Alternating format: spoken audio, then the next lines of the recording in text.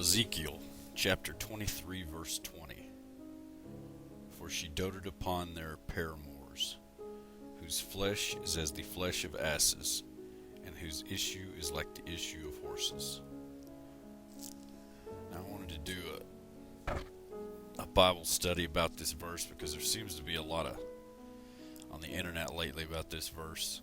You know, for one, this is a very graphic chapter, and a lot of churches don't even go into this. I mean, they don't go into many verses anymore in most churches, but they definitely just pretty much stay away from this chapter altogether because it is graphic.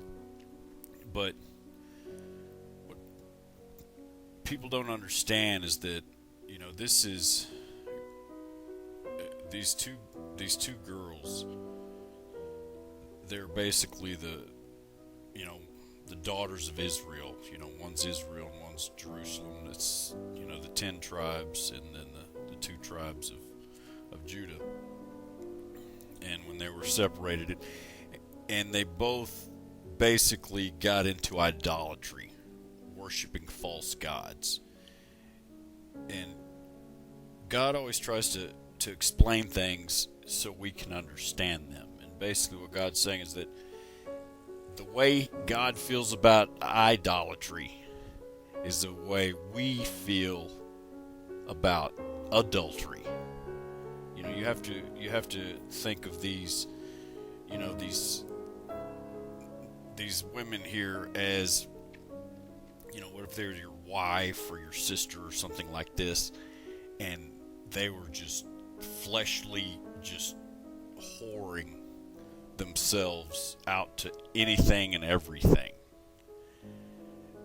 And that's, you know, so you can feel what God feels when you worship another god. And that's basically, I mean, if you read the whole chapter, you know, you'll get that sense. And so, like I said, it is very graphic, but it's giving you a peek into God's emotions, you know, that He feels that when we go into other religions and we you know, start worshiping other things, and He's such a loving, caring parent and God of us, it really breaks His heart, you know. So he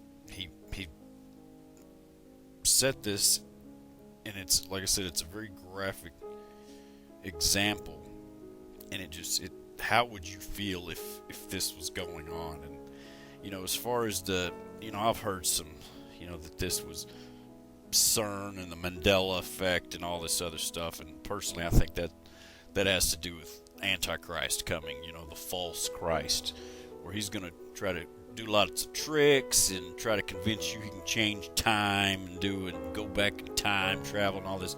You know, Satan can't do anything God doesn't allow him to do, and you know, the Bible says that, you know,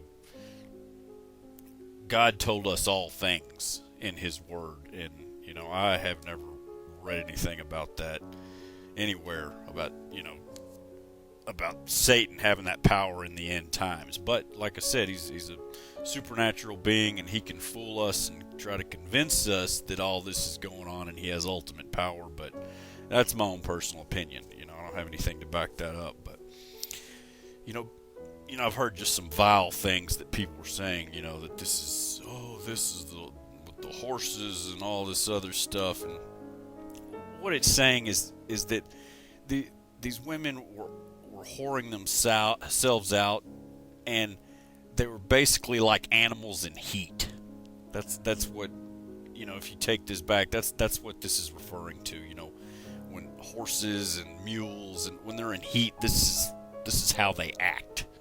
So he's just making a comparison that you know, these women were acting like this, like animals in heat, but it wasn't anything, you know, to do with bestiality and stuff like that. So, you know, I've seen this all over the internet, and I've heard a lot of odd translations, and, you know, like I said, I think it's just Satan once again just trying to twist things and change the translation, and, you know, everybody's kind of freaking out about it. So Anyway, this is Brett from Snuff the Rooster. God bless.